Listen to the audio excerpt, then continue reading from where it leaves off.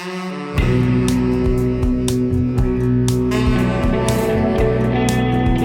theories floating around on the news recently, especially with the US election in the rearview mirror now, and the election denialism that seems to come as part of the package these days in US elections. And to talk about this conspiracy theory pipeline, especially pseudo-law and sovereign citizens in that other way around, but the books in that order, we're joined by the authors of that book, Dr. Harry Hobbs of University of New South Wales and Dr. Joe McIntyre of the University of Adelaide. Dr. Harry Hobbs is a friend of the show, and Joe is a fan of the show, and now probably also a friend of the show as well. So thanks both of you guys for joining me for this, and good to have you back, Harry. Thanks, Stuart, and thanks, Aidan. Yeah, really nice to be back here. I call myself a friend of the show, so it is nice you agree. And thank you for having me. I'm delighted to be included in that cover as well. Look forward to being a friend of the show. That you guys joined Chris in that he's been a couple of times before. So it's good to have, more people who are in the know. Almost everyone these days on social media, except for children who are under 16 pretty soon, unfortunately, has probably seen some form of conspiracy theory online. As I said before, the most recent of these is election denialism, but conspiracy theory is it's very much a broad term. I've certainly heard people talking about these being pretty harmless conspiracies. But when you mention election denialism, you go the next step and you start talking about, okay, January 6th of 2021, and then you start hearing the term sovereign citizen. So where do sovereign citizens fit into this? Are they just another branch of conspiracy theory, or are they more extreme? Look, I think this is... You go, Joe. When we use that term sovereign citizen, we're talking about a particular set of this broader grouping we call the pseudo-law adherents. And sovereign citizens came out of the US movements, sort of originated in the mid-90s and really exploded in the early 2000s, and really grew out in the US, into Canada, and started infiltrating their way into Australia in the mid-teens. The whole thing really blew up with COVID. So we're probably quite familiar with those big anti-public health measure protests where we had adherents waving that red ensign flag. That was a symbol of the sovereign citizen. But the problem that we're seeing with conspiracy theory is much bigger than that particular group. And when we look at things like the QAnon theories and the election denialism, they share a lot in common with sovereign citizen, but it's not exactly the same flavor of conspiracy. But it is important that we look at those same lines that draw between them. Yeah, and you talk to people who are studying this in much more depth than we are, and they describe this idea of a salad bar extremism or salad bar ideology, where people now can pick and choose little aspects of things that they like. They might like a bit of the CIA killed Kennedy. They might like a little bit of QAnon and pedophiles in pizza restaurant. They might like a little bit of I don't want to wear a mask or have a vaccine. I'll pick up some anti-COVID stuff. And so it's sort of a little bit difficult to kind of delineate and say, well, this is a sovereign citizen and this is a different class, and this is a different category. Now, I guess social media is that you can pick and choose what you want, right? And so a lot of people have their own idiosyncratic, particular conspiratorial beliefs. The sovereign citizen group, which is the most prominent one in the media, I suppose, and in the community, as Joe said, comes from the US, comes from militia movements in the US, comes from people trying to avoid bankruptcy proceedings, and they're trying to do things with law in a way that can avoid the particular serious consequences, which might mean that they're going to lose their farm or lose their house or lose their ability to look after themselves and their family. If they lose a driver's license or something, and they picked up this particular model, which said, if you do X, Y, and Z, you can avoid all the lawful obligations you might have, because that's actually a fake law. It's a bad law. It's been corrupted in some way, and now that has come through, as Joe said, through COVID, particularly in Australia. But there were little pockets of it beforehand, and it's really largely been led because people make money out of it. People marketing particular theories, a particular language, particular forms that you can read off and recite when you get stopped by a police officer or have to go to court. And then, according to their theories, the judge or the police officer will say, "Feel free to go. You are correct. I am, I can't. My law has no authority over you anymore." And I guess when you look at the US, you've got the Second Amendment there and First Amendment talking about your gun rights. And I think you have some occasional gun rights license arguments being raised in court. So nothing as big as the First Amendment, the right to freedom of speech, or as we call it in Australia, the implied freedom of political communication. I'm glad that, Joe, that you mentioned the protests there, because we've heard that phrase come up a lot. Freedom of speech. Most recently, Pauline Hanson's defamation case, which Aidan's covering right now. I've had him pouring through that. You hear this argument that, it's freedom of speech, it's freedom of speech. And would that be one of the seeds there? Because the implied freedom of political communication is more of at least now, originally, when pushed by Justice Murphy, for example, it was a bit more free speech, but now it's equality of opportunity to engage in the political process. So is that one of the starting points, kind of, I don't know what you want to call it, illiteracy on that? Or ignorance, or is that where you get the first seeds of sovereign citizens and pseudo-law? A great question. I think one thing that we do see is that there is a real lack of legal literacy in a lot of the population. We see that in Australia, and we're really seeing it in the States at the moment. And that lack of capacity to engage with the law as a coherent system.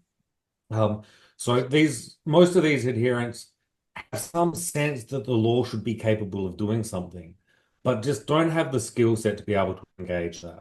And we saw that in Australia in the referendum last year, where the quality of the public debate deteriorated as the campaign went on, as most people just lack the skills to be able to distinguish between misinformation, disinformation, and accurate information.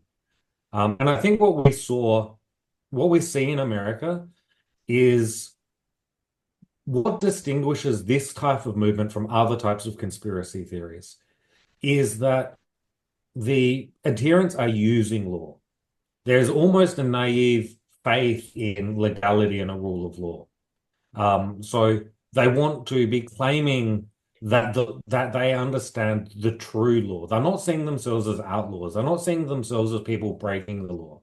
They see themselves as understanding the true law and almost thinking as law as a pick and choose. If I know how to use the law properly, I can avoid the bits I don't like. So there is a high degree of faith in the Second Amendment, in the First Amendment, in the right to like those big ideas that have really filtered into the public imagination in the States are really dominant in a lot of this discourse. And if you look at things like the January 6th type riots, this wasn't an attempt to say, throw the hands in the air, we're getting rid of the entire constitutional system. This was an attempt to try and say, look, if we do it this way and that way and this way and this way, this way, we can get through it, and Pence doesn't have to agree that there's still a belief in law, which is a little bit odd. This isn't, we're used to the conspiracy theory that says everything's crazy. This one wants to use law, but it's a strange and perverted use of law. I find it really interesting how you talk about wanting to use the law. And I guess it goes back to what Harry said before about the salad bar and people choosing bad laws and laws that they don't agree with. And one thing that I'm quite conscious of, because you saw it in Australia, I guess with the COVID debate, you've seen it in a modern context from a freedom standpoint. And you see a lot of people, might be making quite legitimate criticisms of government and certain laws. And people, want to participate in democracy. People want to talk about laws. People want to have their say. But how does, I guess, sovereign citizen and conspiracy theorist movements, how does that sort of delegitimize it? You saw it in Victoria with the whole cooker thing. You see it all the time where, you quite easily get lumped as a sovereign citizen or an election denier or whatever it may be, if you're trying to make, a legitimate criticism. So I guess, how does that come into play? And then how can we avoid it? How can we distinguish between people trying to criticize laws, trying to criticize legislation, trying to talk about politics and be involved, and those that, I guess, are trying to weaponize it for their own personal benefit? Yeah, this is the most important question, right? Because as you say, there's a lot of people who have legitimate reasons to disagree or not be in favour of a particular policy or particular law. And we think during COVID, you saw a lot of laws were passed without really any parliamentary involvement, right? They were done by the executive, who would issue regulations at night, and then they might replace them in the morning. And people really had no idea what was going on or how it was working, except that you'd have a press conference in the morning once every 24 hours, and journalists would ask questions of the lawmakers, and the politicians weren't really doing anything in that sense. And so a lot of, from a democratic point of view, wasn't really great, a lot of the laws that were made during COVID. And many people have thought, well, I don't really like how this is going on. I think the challenge is the sovereign citizen group and the pseudo-law group or adherents that we sort of described, they are very, very much a subset of this broader group, right? So people who aren't happy with the laws that are made by Parliament, lots of people from different times, I'm not always happy with the laws that are made by Parliament, right? But trying to distinguish them is thinking a bit about, well, I always think, what are the arguments that are being made, and what is the theory underlying the arguments that are being made? Is it, I don't like this law that was made by Parliament, but I accept that Parliament is a legitimate authority, a representative institution, that there was an election and the people were elected and they are now representing us in the Parliament? Or is it, no, I don't like the laws that were made because I didn't consent to it personally, and law only affects me if I consent to it? A contractual agreement that basically says that no law applies unless you have my specific agreement, or the law doesn't apply because the government in 1945 or 1972 there was a revolution and no one knows about it except for me, and it was replaced by a corporation that's now registered in Delaware in the United States. And so that's these are more extreme examples, but this is because the sovereign citizen movement is an extreme movement. It says that the law doesn't apply, the regulations in COVID don't apply, because number one, I never individually consented to the law, and number two, the government and the Parliament is not a legitimate body because it was replaced by a corporation. And so I think in that sense, think clearly or think closely and carefully about the people you're engaging with or listening to, if you're in groups like this, and think, well, what is it that they're saying? And is it something that sounds legitimate, or is it something that sounds a bit out there? What do you mean that there's two constitutions, a red book and a green book, and only one of them is valid? I mean, that sort of stuff is nonsense, but this is the sort of stuff the sovereign citizen ideology comes from. And that's the starting point for their analysis, I suppose, rather than, yes, the system is legitimate, and I just don't like the particular policy approach that the current government is doing. And I think to build on what Harry says, we come back to that civics and literacy issue, that some of these things almost kind of make sense. So if we take things like the straw man argument, the idea that we have a blood and bones person and a legal entity, and this is one of the core ideas of a lot of the pseudo-law, that everybody has this dual personality, a legal personality and a flesh and blood. And then they believe that there are certain rituals and certain phrases that you can use to divorce the two. And the legal responsibility goes with the legal personhood, and that's over there. And the other person can walk away. So you get people using strange forms of spelling their names. They refuse to answer a name. They're a corporation. All of these things to try and avoid the responsibility. Now, again, when we explain it, yeah, that sounds crazy. It is crazy. But when I try and explain to somebody why a corporation has a distinct legal personality and can avoid its responsibilities, and it has a different personality to the shareholders within that, that sounds kind of crazy too. Like, we have fictions all of the time in our law. The problem with pseudo-law is not that they're using fictions, that they're using fictions that are not the fictions that we use. But you need a degree of education in how to use law and understand law to be able to draw that distinction. So this stuff looks beguiling. It looks like law, but it's not law.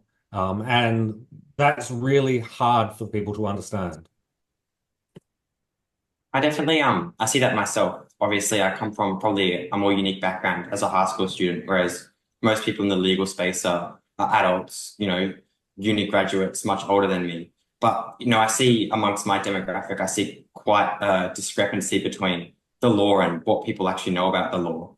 And there's also a perception, and it's probably a perception rooted in fact as well, that most younger people that know about law come from, more privileged backgrounds, come from backgrounds where they've grown up discussing these things. And I guess there's a real feeling amongst people that they might be left out. And I think it's it's quite hard because, law is quite complicated. Reading cases is complicated.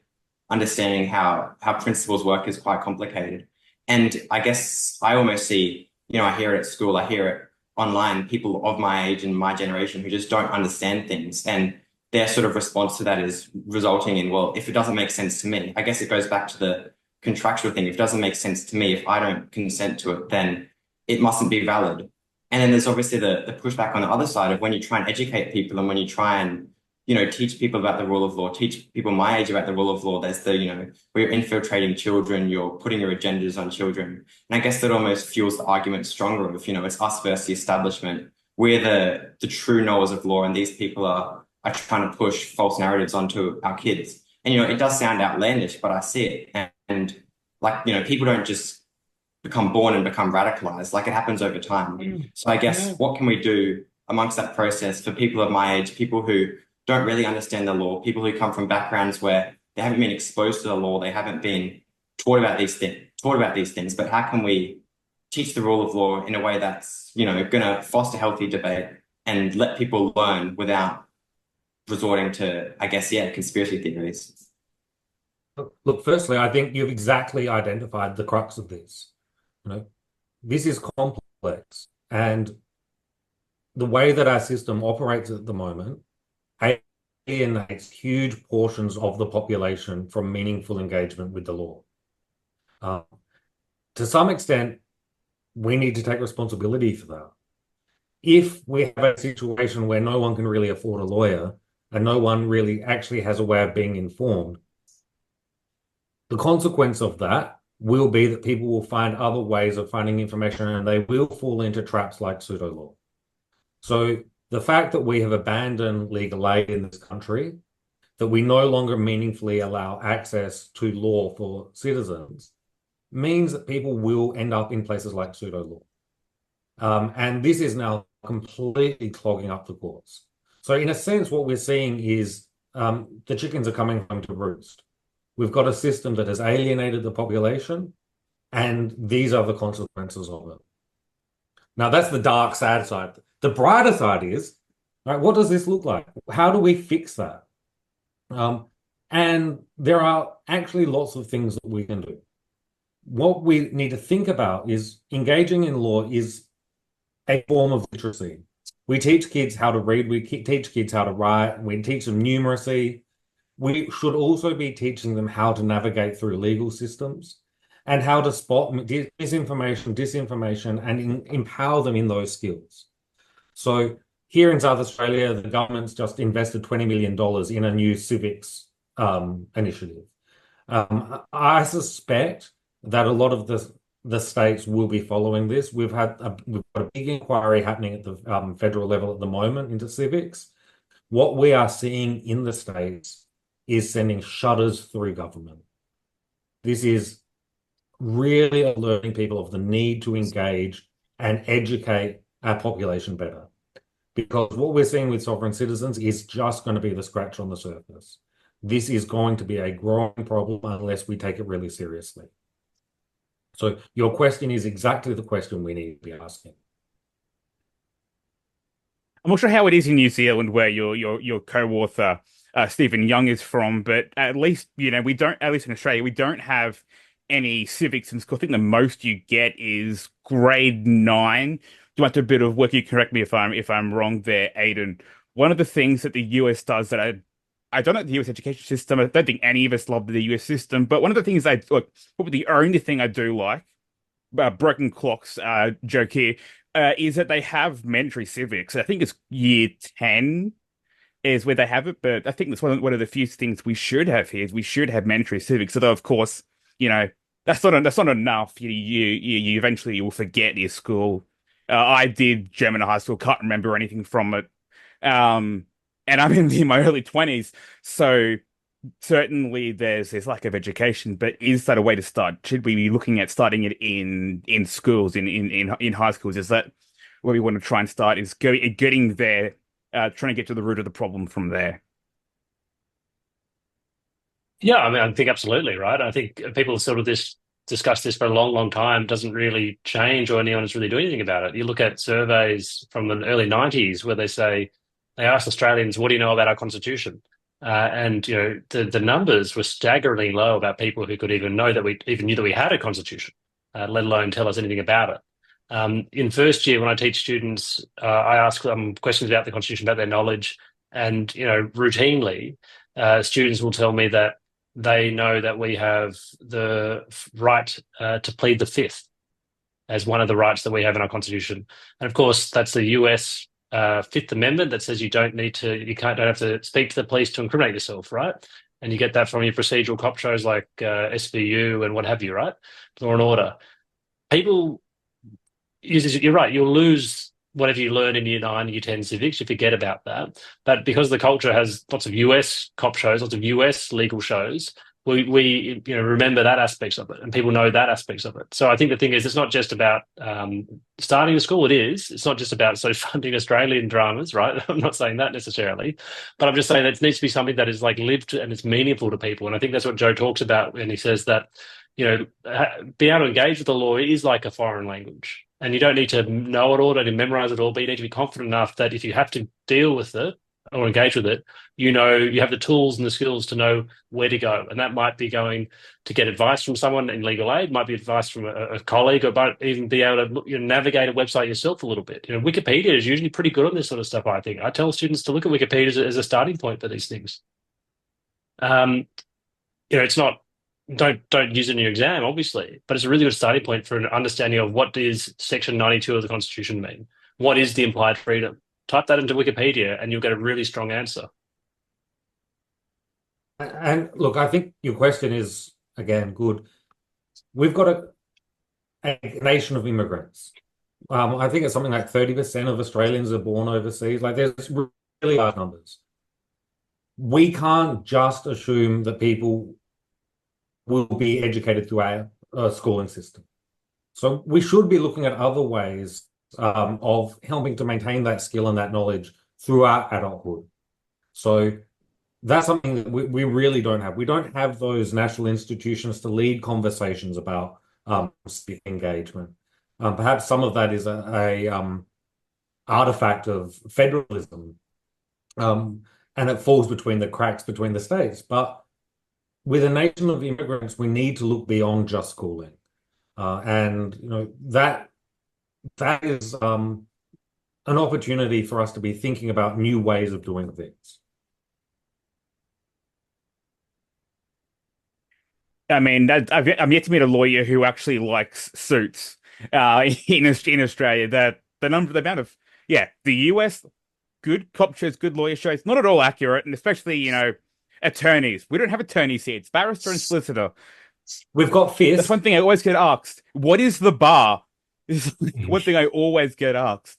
And I guess one of the few, again, I mentioned, sovereign citizens being so close to reality in certain areas. I think there was one video I watched is lawyers have their own language, legalese. Yeah. And I think that's probably an issue we have as well. There's a movement towards plain English as the new movement, but I guess again, if we're going to write in our own language, which I guess probably it's certainly true, right? And I think because you look at, we said that this is likely, it's quasi-legal, this pseudo-law. It's using legal sounding words or legal terminology or even old legal instruments. And sort of trying to apply them for the current situation that the person happens to be in, right? It's things like, the Magna Carta says I don't need to pay my mortgage, or the Universal Declaration of Human Rights says that I don't need to wear a mask. And so in that sort of thing, you're thinking, well, they're drawing on some legal principle that somewhere at some time was seen as good law, but things change, or development, or jurisprudence moves on, or as you know, Magna Carta doesn't have any direct application in Australia because there was an agreement signed in the 1200s between the king and a group of rebel barons, right? But it stands for a broader principle about rights and about interests and about, the little person against the state in the minds of some people, right? And probably in the broader culture. And so when you're wanting an outcome, you will draw on something that looks like it will help you. And so I think it is that trying to get that connection between, well, what is the actual legal application of this principle that is a universal principle, is a long-standing principle that we all agree with. The idea that you shouldn't be arrested without charge or without trial, right? Or convicted without trial, this sort of stuff. This is a universal principle. How do you apply that in this current situation? And so people, they are not, we've said before, they're not anti-law. They're not, seeing themselves as revolutionaries. They have some legal knowledge. They know the Magna Carta exists. They know the Universal Declaration of Human Rights exists, but they don't know how to apply that principle in a situation that they're currently finding themselves in a way that will make sense for a court or for a police officer or anyone else in our situation, because we are operating under a different set of frameworks, right? We understand that law doesn't apply in Australia right now. And Stuart, I mean, you think mentioned this question about plain English is a really interesting one as well. On our recent project looking at the impact on pseudo-law in South Australia, we had a couple of linguists involved, and one of them, Jonathan Crichton, talks about the role of the plain English movement of escalating this problem. Because what happened when we had clear legalese, it was obvious that was inaccessible to the lay members of the public. So when we have law, it's not just the words on the page. There's a really complex intellectual infrastructure that sits in the background. So it's the way we use those arguments, the way in which those ideas relate to each other. And going through a law degree, most people don't realize we're completely rewiring your brain so that you just look at the world differently. You look at evidence differently. So what we are doing is we are training you in that infrastructure of thinking. The problem with the plain English movement is it made it look like everybody could do law. So when you first read the statute, I can almost see how that makes sense, but there's none of that infrastructure behind it. So what you get with these people is the words make sense, but they don't have the patterns to hold it together. So it's really hard to explain to them why it's not working, because they think that they can just read it. So in a funny way, that plain English movement, and this is Jonathan's point, has potentially really aggravated this problem.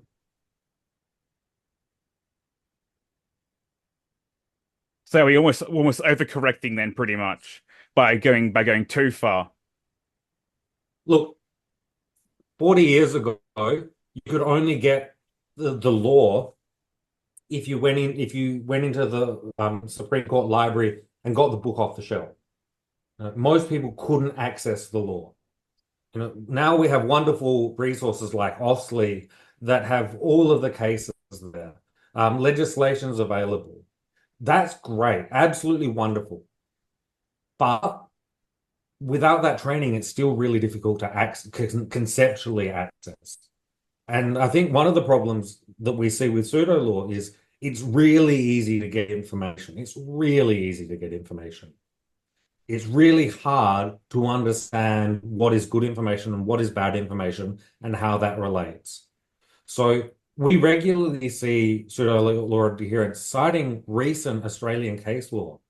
Now we look at it and say, yeah, but they lost. They lost because of that. But no, they think they won because of that. They know that it's kind of relevant, but they don't really understand how it works. So in a sense, a little bit of knowledge is very dangerous. And what we've done is made these resources available, and it's really easy to cut and paste and to take things from here and here and here, but we don't have that skill set. Yeah, I know the rule that I've had for writing stuff for Six is whenever you mention, because of course our big goal here for GovCheck is to try and facilitate some of this. And the rule that I've had for Aidan, for myself, and for Elijah was that, well, Elijah and myself have access to Westlaw, and then using Ostley as well, which I think is the exact same thing you guys do. So I was reading through that paper from earlier this year, and I'm like, we're doing this the right way. We're using Ostley, we're using Westlaw. But yeah, Ostley is definitely hard to navigate. We've really only got Ostley and J.io, and they're both aimed towards different things. Is that enough, or do we need something more? Because I know a lot of the media outlets they'll cover a case and they won't even mention it. They won't hyperlink to anything. They'll just say, here's the facts that you need to know, the sensationalized facts. Do we need something else out there that kind of, I guess benefits both arguments there, tries to do more law but makes it accessible, but still understandable. Aside from what we're doing, anything else that should be being done. No, so I think what you're doing is great, and I think news media should cite to the case that they're talking about, right? That's really important to do that. Let people find it themselves, discover it. It's also helpful for researchers if we come across the article as well, right? Personally, but I think the challenge what we've got is, as Joe was saying, if you read the Constitution literally, which is what you may do if you pick it up, right? If anyone desires to pick it up, you might not see that we have a separation of powers. You might not see that we have an implied freedom for political communication. You might not see a whole bunch of implications that the court has drawn over many years out of the document in order to understand it. And so I think what Joe's pointing to here, the risk that some sovereign citizens engage in, or I suppose the people who are teaching these theories, they will read documents literally, because that is what you generally do when you pick up a document. You'll see what it says and you think, okay, great, what it says must be true. But without that supporting architecture of understanding how has this been developed and understood over 120 years in Australia, you're missing it and you get it wrong. And so it's the same thing here. When you draw on the Magna Carta, you draw on US jurisprudence, you draw on different things all around the world to pick and choose a little bit. And you're doing a little bit what a common law lawyer does. You'll draw on precedent and different authorities to try and construct an argument. But at each point, they haven't done it quite right, for our framing or the way we understand it. And so for us and for judges, they look at it and they say, this was gobbledygook. I don't understand what you're talking about here. But they're using law at every point, every step in the way. They're using common law reasoning, precedential reasoning. They just have the wrong precedents and they understand them the wrong way. I'm still glad you said common law, because that's one of the questions that I had. Why do they love common law so much? Well, of course, there's the term admiralty law, which is what they think it was also it covers the other side of things. But why is there this love for common law? Is it because of the UK system having an unwritten constitution, or is there some other reason behind it? Yeah, I'll just jump in. It comes back to the US origins again, and so it goes back to, and then everyone has their own different theories, right? The particular gurus who teach this, but the primary one is that when the US moved off the gold standard, it became a corrupted state, and from ever since then, the monetary system was no longer tied to gold, and so everything was all over the place, and the government needed to do something to kind of control the population. And at this point, a corporation took over and is now running the US government and running the Australian government, et cetera, right? At that moment. Yeah, Whitlam, exactly right. The same sort of idea. So at that moment, the government was now taken over by a corporation. And so when they describe the word the common law, they don't necessarily mean our common law, the way we understand it. They're referring to an earlier common law, which they say is biblical law, is God's law. And so they say this is the common law, the law that should exist. And so they want to, people say that it's a nostalgic system. They want to return to the period when law was good and just, and it looked after them and the little people. They would argue, right? And so people wouldn't lose their homes for not paying a mortgage. People wouldn't be arrested if they trying to enter a shop without being vaccinated or without having a mask. So it's a return to a previous era that never really existed, but one that they imagined in their mind was good and just and in consistent with God's biblical law. And this is because it didn't just emerge out of the militia movements in the US, it also emerged out of radical right-wing Christian identity movements as well. And so the common law that they describe is not what we understand of the common law. Would it be fair to say then that because they use this argument relying on common law, and then is that why we see so many cases being brought? And this is going into a bit more the data here, but so many cases we see brought are at the Supreme Court because it's the highest court in the land. I remember seeing in your paper and obviously in the upcoming book as well that it was almost like 2/3 of the cases that we see as Supreme Court cases. Would it be for that very reason that they're the highest court in the land and govern common law? I've got a much more pragmatic, it's a good speculation. I've got a much more pragmatic reason. It's just that the Supreme Court cases are reported. So in our recent South Australian study, what we found is that there is a huge number of these matters happening at the magistrates court level. by some figures, it is a daily occurrence. It's happening constantly at the magistrates' courts level. But because those judgments aren't being reported, they're not being seen. So this is in many regards an invisible problem. Unless people can access the scale of it, we just don't see how big it is. So what we get at the Supreme Court are the interesting cases. By the time it's gone to the magistrate and then there's appeal and there's another appeal, and now we get a nice written judgment. And that's where we see that. We do have some matters that are originating in the Supreme Court. There's a nice healthy dose of judicial review matters. There's a bunch of other matters that do originate in the Supreme Courts, but mostly they're the ones that we see. Yeah, and What I think about? that as so you go ahead, Aiden. There Oh, you I was go. just I was gonna ask because you mentioned about Supreme Court cases being reported, and I guess, a lot of interesting ones might have publicity about it. And I'm sure there's plenty of people out there that believe that they're engaging in the legal system to the best of their understanding and they're trying to get something done for whatever reason it may be. But especially from, I know a lot of these clients may be self-represented, but if there's a lawyer involved in stuff, do either of you believe that at some point it's also just for publicity, it's for money, it might be for, I guess, more nefarious reasons other than just trying to win a case, but you might have a political agenda, you might have some underlying ideology or whatever it may be, and you go to the Supreme Court, you go and you try and get your name in the media, you try and promote a certain cause. And I guess if people on social media and journalists are going on about how, dangerous conspiracy theorists and sovereign citizens, these people in their head, they might even think that they're winning because they've got their message out there, they've got their clicks, they've got their publicity. And, is that perhaps in some cases the main reason for actually doing it? Again, a really probing question. And I'll just answer the second one. I think Joe can answer the first point here, first question. I just want to say that they lose every time, right? So they never win. They never win on sovereign citizen arguments. They might win if there's been a mistake at some point on the other side, or maybe there is a legitimate case that they have, but it's been clothed in pseudo-legal nonsense, and so they win, but not because of the pseudo-legal argument.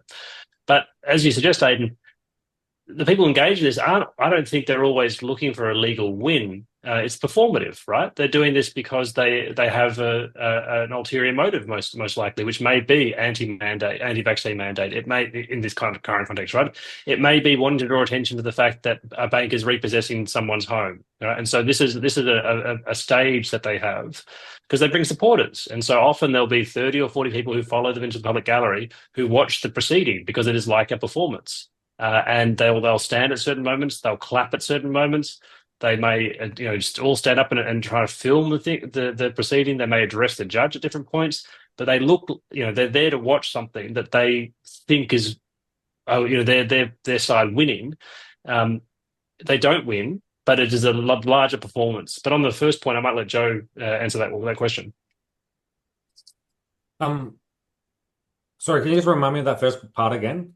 It was mainly in relation to lawyers and solicitors maybe providing advice. People within the legal profession that would know better, that would know that these arguments aren't going to hold up, but may take on cases anyway. I know Stuart wanted to address it a bit later, but I guess just at a broad level, people that might be advising clients to go to court, knowing that these cases aren't going to hold up, but are still doing it anyway. So what we see is that very rarely are these people represented in litigation. In our database, I think we had about 70 cases, and only about 3 or 4 of them was somebody represented.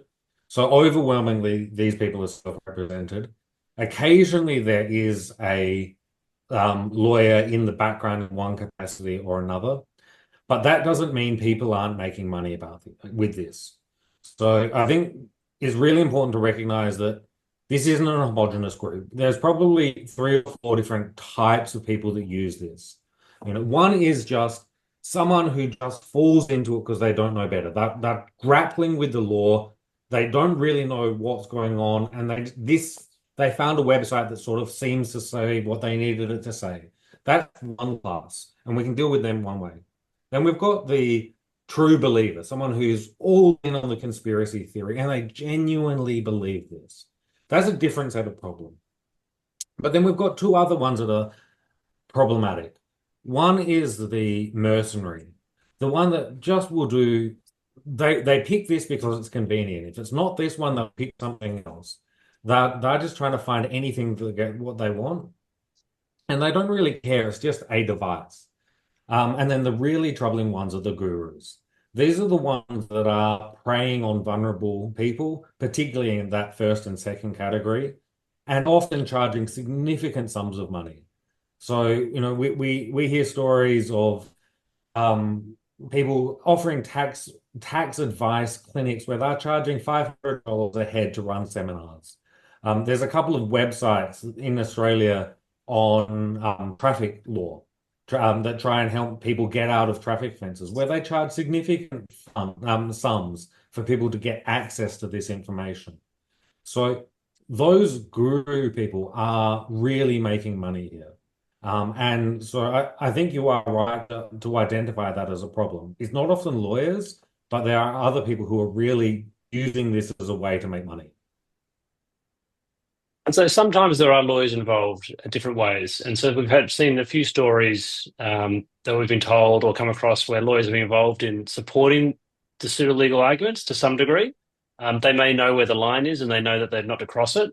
Sometimes they may cross it. And so there's been a couple of cases in Canada where lawyers are getting, they're losing their practicing certificate because they've engaged in pseudo-legal sovereign citizen argument. And this is strange for people who are legally trained, right? Because we sort of think, well, we know better. But I think it shows that it isn't something that necessarily it doesn't discriminate between education, right? It is just a broader social problem that some people will pick it up at different times, and doesn't matter if you're educated or not. And this is again to say that sovereign citizens are not rich or poor, right? That it doesn't discriminate against people like this. Could you argue that because I know you mentioned legal aid earlier, would expanding legal aid, Joe, would that potentially clog up legal aid having so many of these cases being brought in a magistrate's level? Would that kind of, I guess, clog up legal aid if we've got so many of these people applying for legal aid if they wanted to? Look, I think these matters are being brought with or without money. So I don't think that's the issue. I think the idea is that often people will have a legitimate case, a legitimate concern that they don't know how to deal with. The stats are that something like 1 in 4 Australians have a serious legal problem every single year. Only about 3% of those end up in the hands of a lawyer. 0.01 of them ever get resolved through litigation. So law is not actually good at dealing with serious legal problems. That's a space where legal aid can really play a better difference. These matters are being brought self-represented. They are going to be brought with or without funding, and they will take every single point. They will appeal every single matter, and it goes on and it goes on and it goes on. So I think that we want to distinguish between genuine legal concerns and complaints and problems. Those need better funding and support. These sort of magical thinking, pick and choose your own adventure through law because I don't want to pay my rates, that's a different creature, and we need to understand why it's arising, but that's probably going to need some different remedies. Yeah, I agree. And I think it's what Joe mentioned earlier is a really good point about the different classes or different categories of people, right? And so enhanced funding for legal aid won't help the true believers. They will make this argument anyway, right? They will continue to push to say, I don't want to pay my parking fine, and the whole parking fine system is illegal and unconstitutional, and I therefore don't want to run it. But people who are genuine but confused, or people who are maybe mercenaries as well, legal aid will help in those situations because they will be able to explain to them, if you run your case this way, this is a better prospect of success. Or they might say, look, there's no likelihood that this will succeed. And so for different groups of people, you can walk them off the path, I suppose. Your book's coming out on February 20th of next year. Do you guys have a favorite case or a funny case or something that sticks in your mind from what you've read? Something that's really out there or you enjoyed reading or something like that? My favorite is that there was a New Zealand case where we were talking about the straw man argument before. He brought an application. One of these adherents brought an application for the court to have him declared dead. So he wanted his straw man to be declared dead. So he was the applicant, the plaintiff, trying to get the court to say that he's already dead. I always found that one just sort of showed the absurdity of what's being argued here. Yeah, Beresford and Beresford. Yeah, Beresford versus Beresford. This person against himself. My favorite one. I mean, I've written reviews on micronations, the people who decide they want to create their own country. In pseudo-legal ways, I suppose. Sovereignty is a little bit different, a bit more individualistic. They're not really after building a community. They're trying to create their own community, their own nation around themselves, I guess. My favorite case is also a New Zealand one, which I think is a great one. It's a man doesn't want to pay to register his dog and doesn't want to put a collar on his dog or pay have to do that.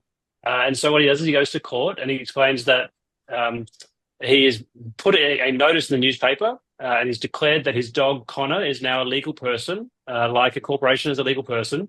And he goes to court and says, the Magna Carta tells us that you cannot force a person to wear a collar. You cannot force a person to register themselves against their wishes. And my dog is a person, and therefore you can't make me do this. He lost, and he appealed again, and at the intermediate court, he lost again, and he appealed all the way up to the High Court in New Zealand and lost again. But I think he still refuses to register his dog because he has made his dog a legal person by proclamation. And so I quite like that one because he's very persistent again, like everyone is.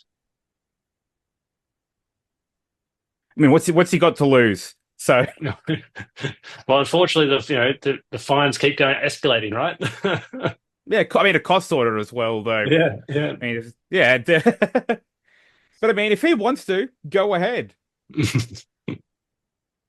But I think on that note, we'll probably wrap it up here. Pseudo-law Sovereign Citizens out February 20th of next year. Thanks both of you for coming on. We'll have to have you guys on next time. I mean, if we talk about sovereign citizens again or conspiracy theories, we'll have to have you guys back on then. But thank you both for joining us at this time of night. Thank you so much for having us. Thanks, Stuart and Aidan. Really enjoyed it.